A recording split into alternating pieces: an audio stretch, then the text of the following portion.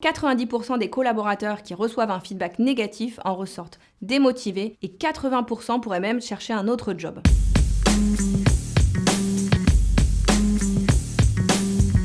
Faire un feedback, en fait, c'est un petit peu comme faire du sport. Plus vous allez le pratiquer et plus vous serez à l'aise. Donc mon conseil, c'est le faire le plus souvent possible. Sachez que pour un collaborateur, recevoir une invitation avec point ou débrief, ça peut être vraiment une source d'angoisse. Pensez à bien détailler l'objet de votre rencontre. Également, au début de la session de feedback, n'hésitez pas à être direct sur la raison qui vous réunit. Il ne s'agit pas de faire du small talk, allez droit au but. Je te reçois aujourd'hui pour débriefer de ta présentation d'hier. Dans certains cas, un feedback à chaud peut être très utile. Il peut s'effectuer directement en sortie de réunion lorsque et le manager et le collaborateur ont les détails en tête. En revanche, si vous sortez d'une réunion où il y a eu beaucoup de stress ou beaucoup d'émotions, il vaut mieux dans ces cas-là s'abstenir. Le manager ne sera pas en capacité de prendre du recul sur la situation pour formuler de façon correcte le feedback et le collaborateur le recevra sûrement de façon très violente. Sachez aussi qu'une bonne technique pour certains feedbacks plus difficiles, c'est de sortir du cadre du bureau. Par exemple, aller dans un café pour pouvoir être dans un cadre plus isolé, moins professionnel, où les deux parties pourront être plus libres d'échanger.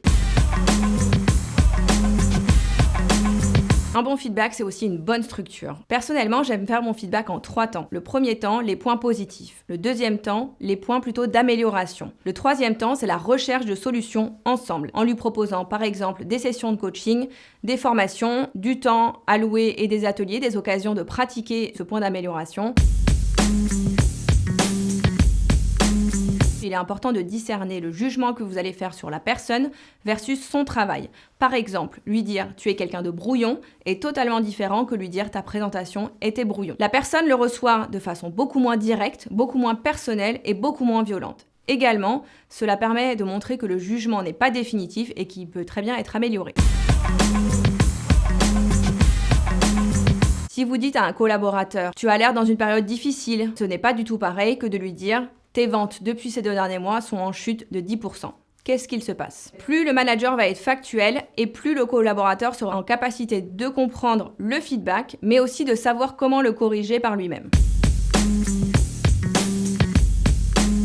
Faire un feedback négatif, ou comme on dit constructif, c'est nécessaire au développement de vos talents. Sachez qu'il ne faut pas vous excuser ou culpabiliser de donner ce feedback négatif. Ne prenez pas non plus comme excuse de dire « on m'a demandé de te faire ce feedback ». Non, prenez vos responsabilités. En revanche, il est important de le faire avec la bonne posture, c'est-à-dire une posture bienveillante et sincère pour que le collaborateur soit convaincu que le feedback que vous faites est là pour le faire progresser et non pour chercher la petite bête.